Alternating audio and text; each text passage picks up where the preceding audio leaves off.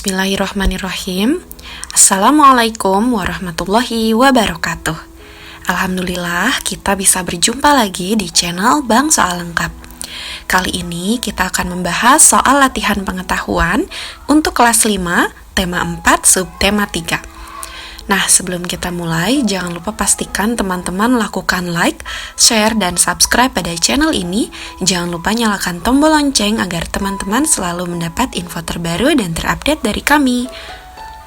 Langsung saja kita mulai untuk soal nomor 1. Sebutkan apa saja yang menjadi hak sebagai warga masyarakat. Hak warga masyarakat yaitu adalah mendapatkan perlindungan hukum, mendapatkan pekerjaan dan penghidupan yang layak, menikmati lingkungan bersih, hidup tenang dan damai, bebas memilih, memeluk dan menjalankan agama, berpendapat dan berorganisasi, mengembangkan kebudayaan daerah. Selanjutnya nomor 2, apa perbedaan hak dan kewajiban sebagai warga masyarakat? Hak warga masyarakat adalah sesuatu yang mutlak menjadi milik seseorang yang berkedudukan sebagai warga masyarakat. Adapun kewajiban warga masyarakat adalah sesuatu yang harus dilakukan seseorang sebagai warga masyarakat dengan penuh rasa tanggung jawab. Selanjutnya nomor 3, sebutkan manfaat dari gotong royong. Manfaat dari gotong royong adalah pekerjaan cepat selesai, pekerjaan yang berat menjadi ringan, memupuk persatuan dan kesatuan, menumbuhkan rasa sosial, dan menumbuhkan semangat bekerja. Selanjutnya nomor 4, sebutkan kewajiban sebagai warga masyarakat. Bentuk kewajiban warga masyarakat yaitu mematuhi aturan atau norma yang berlaku dalam masyarakat, menjaga ketenangan dan ketertiban lingkungan masyarakat, mengikuti kegiatan yang ada di lingkungan RT, RW, atau desa setempat, misalnya kegiatan kerja bakti, gotong royong, dan musyawarah warga masyarakat setempat, menghormati tetangga dan lingkungan tempat tinggal, membantu tetangga yang terkena musibah, dan menjaga kebersihan lingkungan tempat tinggal. Selanjutnya nomor 5, bacalah penggalan cerita di bawah ini. Sekarang, tinggallah siput-siput itu bergembira ria. Mereka yang telah bekerja keras, bergotong royong, serta dapat membina persatuan dan kesatuan.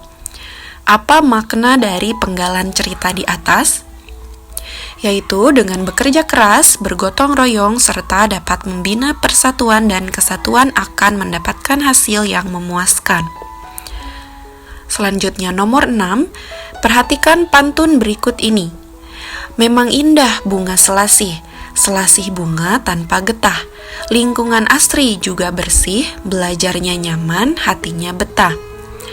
Apa jenis pantun di atas dan apa isi dari pantun tersebut? Yaitu termasuk pantun nasihat, isinya adalah dengan terciptanya lingkungan yang asri, membuat belajar menjadi nyaman dan betah. Selanjutnya nomor 7, perhatikan pantun di bawah ini. Siang-siang makan buah kedondong, rasa takut melihat besarnya ular. Mari kita melakukan gotong royong agar pekerjaan cepat kelar. Tuliskan amanat yang terkandung dalam pantun di atas.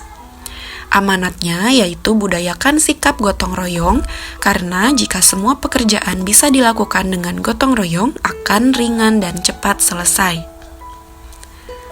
Nomor 8, buatlah satu pantun yang berisi nasihat. Contohnya, lebah dipimpin seekor ratu, mencari bunga dekat kencur, air lembut menetes di batu, lama-lama batu pun hancur.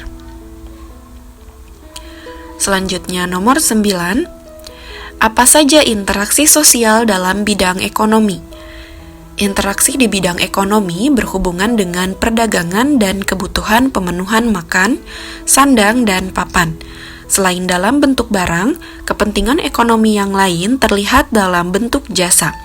Misalnya, banyak organisasi yang menawarkan jasa kepada masyarakat umum, seperti lembaga belajar, bank, rumah sakit, event organizer, jasa paket atau kurir, sampai jasa cuci. Semua produk jasa juga termasuk dalam interaksi ekonomi. Nomor 10, sebutkan faktor interaksi antar warga masyarakat. Interaksi antar warga masyarakat terjadi karena beberapa faktor seperti berikut, yaitu perbedaan kandungan sumber daya alam dan setiap daerah, perbedaan kondisi demografis, kurang lancarnya mobilitas barang dan jasa, konsentrasi kegiatan ekonomi daerah atau wilayah, alokasi dana pembangunan antar daerah atau wilayah. Nomor 11, gotong royong merupakan salah satu interaksi untuk memenuhi bidang. Jawabannya adalah bidang moral. Nomor 12, apa yang dimaksud dengan demografis? Demografis yaitu tingkat pertumbuhan dan struktur kependudukan, perbedaan tingkat pendidikan dan kesehatan, perbedaan kondisi ketenaga kerjaan, dan perbedaan dalam tingkah laku dan kebiasaan, serta etos kerja yang dimiliki masyarakat daerah bersangkutan. Nomor 13, apa yang dimaksud cerita bergambar? Cergam atau cerita bergambar adalah cerita yang disertai gambar sebagai ilustrasi pelengkapnya. Nomor 14, apa saja yang harus dipersiapkan sebelum membuat gambar cerita? Sebelum menggambar, tentu saja Udin menyiapkan berbagai hal yang dibutuhkan, yaitu alat dan bahan untuk membuat gambar cerita, membuat sketsa gambar cerita berdasarkan tema atau cerita yang telah ditentukan, menyempurnakan sketsa gambar cerita berdasarkan tema atau cerita yang telah ditentukan. Nomor 15, sebutkan langkah-langkah dalam membuat gambar cerita. Langkah-langkahnya adalah yang pertama, tentukan ide atau gagasan atau tema yang akan dibuat, tentukan karakter tokoh utamanya dan karakter dari tokoh pembantunya yang ada dalam cerita, buat alur cerita sederhana secara garis besar yang menggambarkan isi cerita, kemudian masing-masing bisa dikembangkan, mulai menggambar sesuai alur cerita yang telah dibuat. Selanjutnya nomor 16, buatlah contoh cerita bergambar.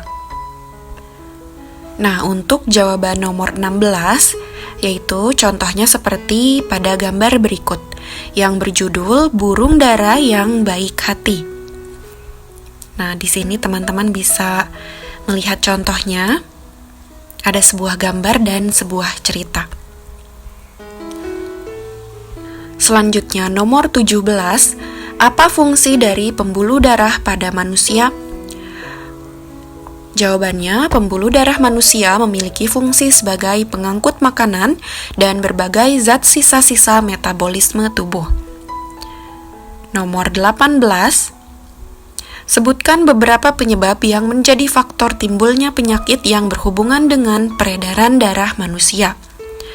Beberapa penyebab yang dimaksud seperti faktor keturunan, obesitas, pengaruh timbulnya suatu penyakit kronis, gaya hidup tidak sehat, dan karena asap rokok, baik pada perokok aktif maupun perokok pasif.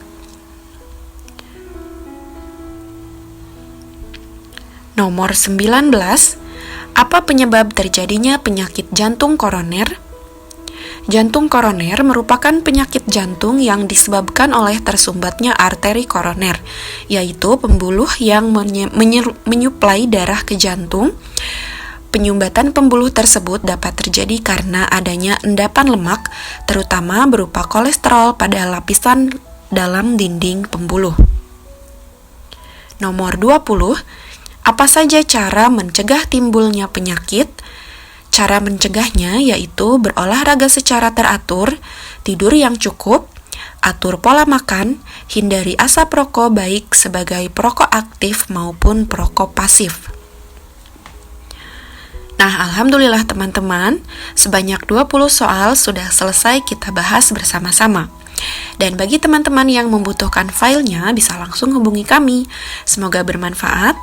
Sampai jumpa lagi. Wassalamualaikum warahmatullahi wabarakatuh.